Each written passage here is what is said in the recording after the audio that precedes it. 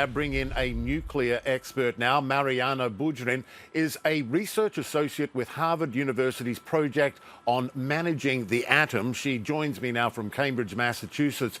Well, things seem to be, thankfully, more under control now. But more broadly, what are the risks with an incident like this?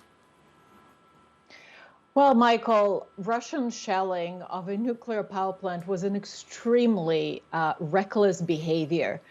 But actually, it takes several things to go wrong at the same time to precipitate a serious nuclear accident at a nuclear power plant. These are facilities that have very robust safety and security measures in place, especially since the Chernobyl nuclear power plant accident and the Fukushima nuclear power plant accident. All of these protocols are getting updated constantly.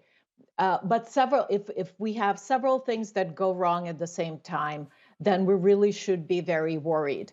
And these things are the breach in the confinement chamber of a nuclear power plant. So every nuclear reactor that contains a core, nuclear core, reactor core, is protected by a very robust reinforced concrete confinement chamber that is designed to withstand an explosion internally of the reactor core that might release this radioactivity. It's designed to contain that radioactivity inside, but it is also designed to withstand the outside impact of a certain intensity.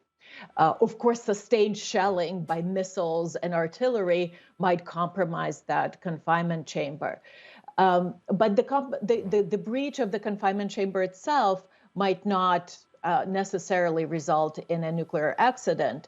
What is critical for a safe operation of a nuclear reactor is the functioning of a cooling system of a reactor core.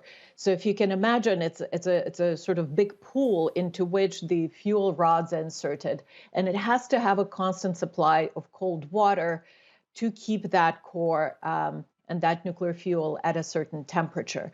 And of course, that system relies on a supply of water. That supply of water depends on the functioning of the pumps that pump that water to the core, and the pumps rely on electricity. There are backup electricity systems should the main power grid go out.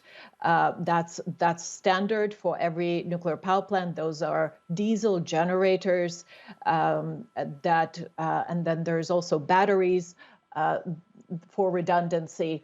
But in a full-scale invasion in the middle of the war, it's not inconceivable that all these systems could be compromised, and then we really have to worry that there could be a serious accident. Right, and to that point, how can a scenario like this be perhaps better mitigated? I think only one reactor of the 6 was running. If the reactors aren't running, are they safe or safer or not?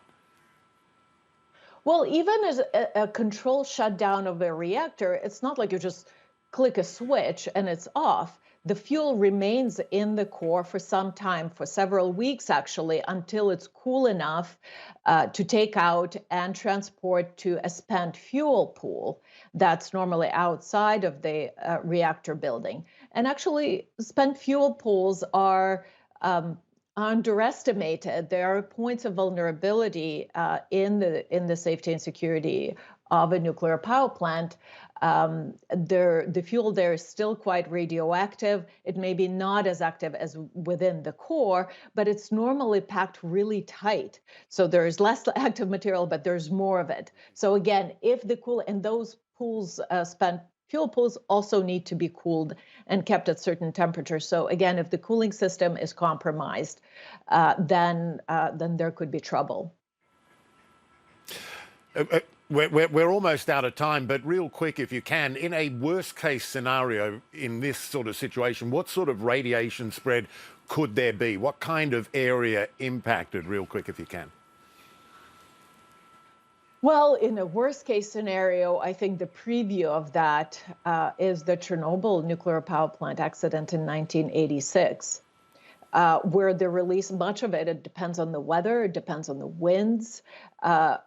During the after the Chernobyl catastrophe, the radiation was carried as far out as Ireland and as England, and with the fallout still until rather recently, I think early 2000s, a number of farms in the UK and in Ireland were affected, where they couldn't sell their produce. To this day, in southern Germany, a wild boar hunted in the woods is tested for radiation to this day.